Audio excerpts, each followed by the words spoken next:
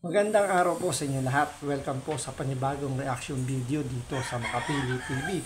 Ngayon ang pagkikwentuhan natin, ito pa rin yung hindi mamatay-matay na issue do sa statement ni BP Sara na dinedesignate niya yung sarili niya as ina-appoint niya pala, sorry. Ina-appoint niya yung sarili niya as designated survivor.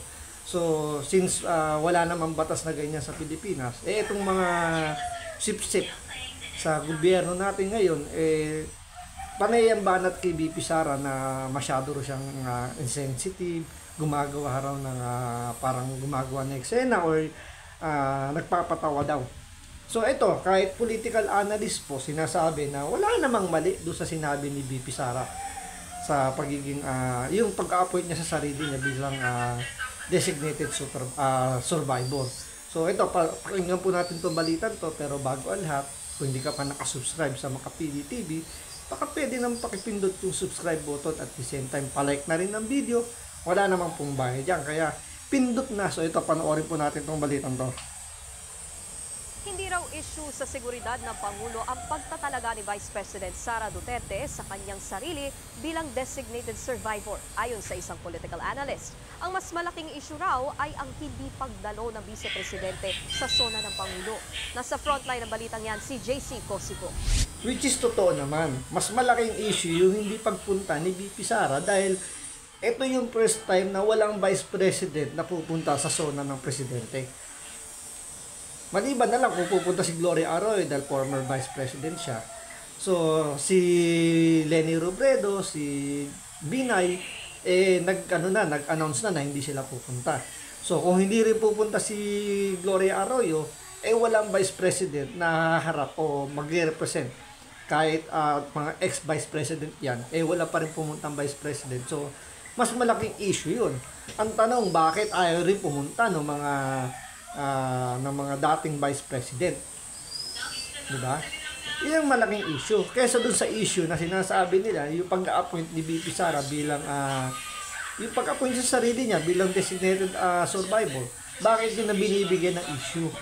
Diba? Dapat ang intindihin nila, yung solusyonan nila, yung isasagot o yung pwede nilang ipaliwanag kung bakit hindi pumunta yung mga dating Vice President, pati yung current Vice President, hindi rin dadalo sa SONA. No. Okay.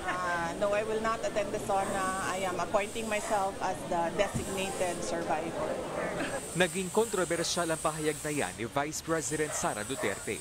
Halos 2 linggo bago ang ikatlong State of the Nation Address o SONA ni Pangulong Bongbong Marcos sa July 22.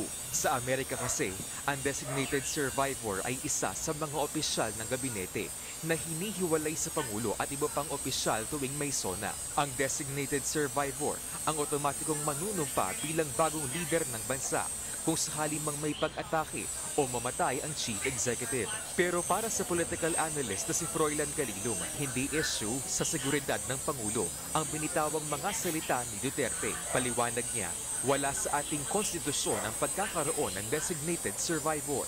I don't think the Vice President in her parang sabi na natin good sense of becoming a public servant will actually wish anything wrong to happen to our public officials. I think hindi ito yung konteksto at uri ng pagkatao na meron tayo bilang mga Pilipino. Correct. Pero Tama yung sinabi niya rito.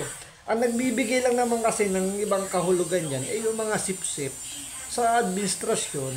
Sino ba yung mga sip-sip na yan? Yung mga congressman na sip-sip din kay Tambaluslo. So, kailangan nilang protektahan yung administrasyon gaya na pagprotekta nila kay Tambaluslo. So, gumagawa sila ginagawa nila ng issue. Kaya nga sabi ng Secretary General, diba, ng House of Representatives, nagbibiro lang daw si BP Sara dahil yun daw yung karakter ng mga Duterte. So, yun na sinakyan ng mga sip-sip ng Tambaluslos na wag daw gawing biro yung pagde-designate niya as yung pag-appoint niya sa sarili niya bilang designated survivor. So, hindi raw magandang biro yun. Sino ba nagsabi nagbibiro si BP Sara? Diyan mismo galing sa House of Representatives, Secretary General nila dyan. Diba? Sino ba nagbibigay ng hindi magandang implikasyon na baka may mangyari sa sa presidente diyan sa zona na yan, kaya hindi raw aatin si VP Sara at ina-appoint niya yung sarili niya bilang designated survivor. Sila rin naman kay VP Sara, sa tingin ko ang intention niya lang what if nga naman may mangyaring ganun, kaya nga hindi na nga niya dinugtungan yung sinabi niya, di ba, after ng bitawan yung ganung statement, hindi na siya nagbigay ng reason kung bakit nga ina-appoint yung sarili niya. 'Di ba? Wala naman siyang binigay na kahit na anong rason. Basta sinabi niya lang, i-appoint niya yung sarili niya kasi nga sa isip niya, paano kung may mangyari ng gano'n? 'Di ba? Paano kung may dumating na alien nga diyan, kunin yung presidente, dalhin sa Jupiter? Di wala tayong presidente. At least nandiyan siya para humalili. Malay nyo, ibalik din naman ng alien yun. Kumbaga parang sinubukan lang ng alien na hiramin si Bongbong yung presidente natin, dali sa Jupiter. Pag di lang nagustuhan, ibalik uli rito. So, at least, meron pa rin nahalili. What if uli? Kung buong House of Representative yung kunin ng alien, dalhin sa Saturn. O, diba? Di nagkagulo-gulo na Pilipinas kasi lahat ng mga government official natin ay nandun sa zona. So, paano yung pamamalakad sa gobyerno natin? So, yun lang sa tingin natin, yung nasa isip ni VP Sara, which is, hindi naman niya sinabi in public yung kanyang rason kung bakit nga ina-appoint yung sarili niya. So, ang nagbigay lang ng hindi magandang impression dyan, yung mga sip-sip, kitang baluslos at sa administrasyon. Yun yung pinalalaki nila ng issue, which is dapat ang pagtuunan nila ng isipin, bakit walang a-attend na VP na Vice President, Karen, tsaka yung mga dating Vice President, hindi dadalo.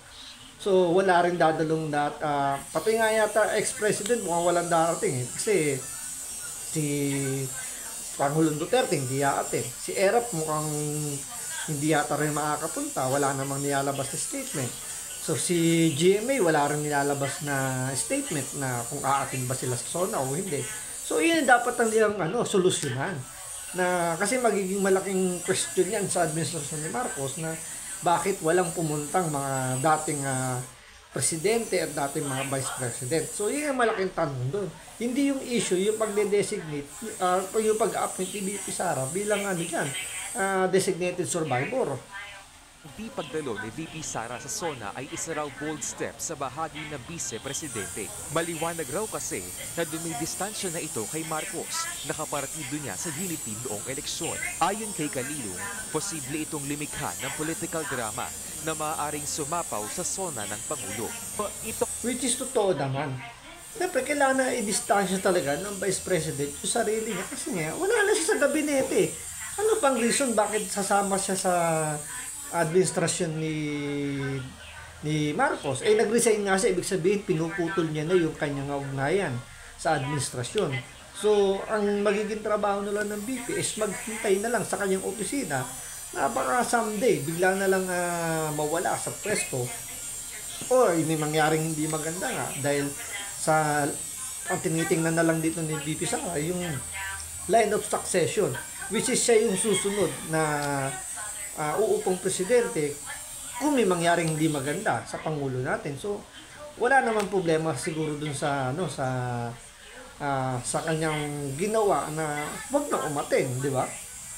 I think we'll try to steer the highlight away from the policies, the programs, and the good things that the government try to accomplish kasi nga medyo ma-overshadow ito nang hindi pag-attend ng ating vice-presidente. Biruin mo, ma-overshadow pa yung zona ng Pangulo doon sa hindi pag-attend ni VP Sara. Which is dapat mas kumbaga dapat mas na-highlight yung zona dahil andyan na yung pagkakataon ni Bongbong Marcos na i-report yung mga magagandang nagawa niya dito sa nakaraang 3 taon. So, pangatlong taon niya. So, 3 years niya nang, kumbaga, yung reporting niya ngayon. So, mas ma-overshadow pa siya nung pag hindi pagdalo ni VP Sara. So, parang mababaliwala yung zona niya. So, parang lalabas, mas interesado pa yung taong bayan doon sa issue ng hindi pag-attend ni VP Sara kaysa doon sa i-report ni Bongbong Marcos. So, parang lumalabas yung walang sustansya yung i-report ni Bongbong Marcos kasi sinasabi nga nila yung mga pinagagawa ngayon ni Bongbong Marcos is puro band-aid solution lang. Unang-una yung bigas, di ba? Yung nga natin sinasabi. Kasi pangako niya 20 pesos per kilo. Pero hindi natupad, naging 29. Although medyo malapit dun sa 20, kasi na 29.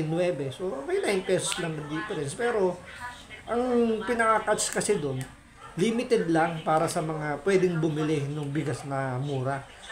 So hindi siya sa pangkalahatan. So band-aid solution. Kasi kung lilimitahan mo lang kung sino lang yung pwedeng bumili para lang masabi mong naibaba mo yung presyo ng bigas, hindi pa rin yun masasabing accomplishment na natupad mo yung pangako mo. Diba? Gumawa ka lang ng paraan para lang sabihin mo natuloy yung plano mo o yung pangarap mo na 20 pesos, ginawa mo, nilimitahan mo lang. So bakit yun lang ba ang naghihirap? Hindi. Buong Pilipinas, lalong-lalo na yung siguro yung mga mayayaman, sabi natin upper class, hindi yan nararamdaman.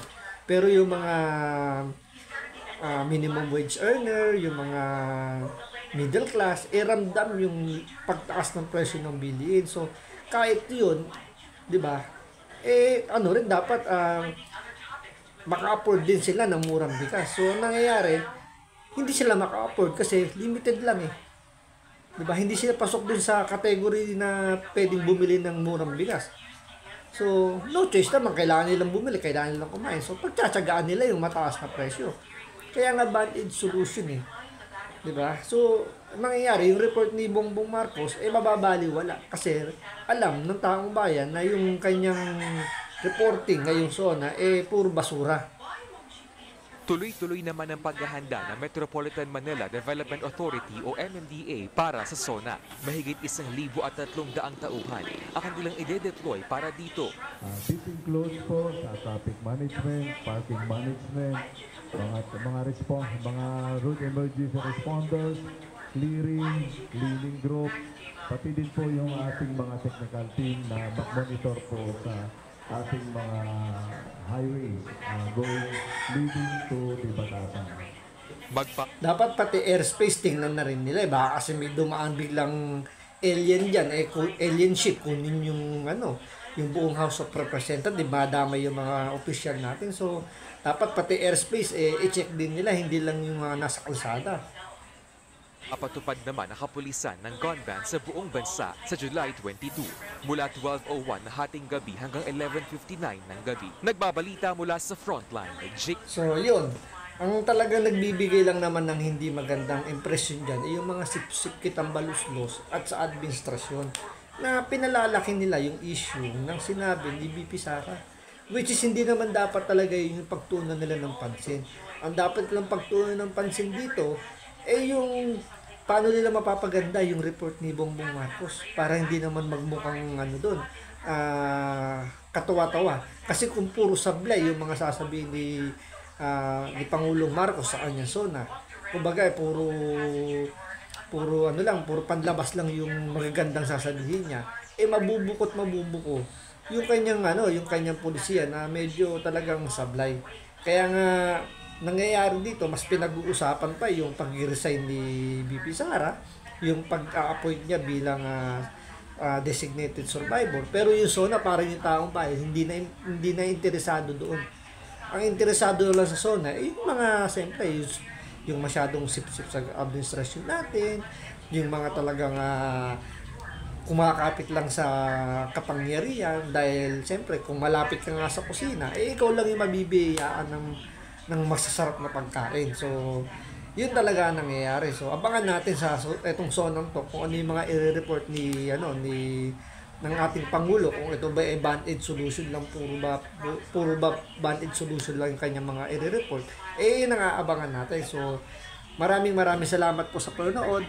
Ingat po kayo lagi. God bless.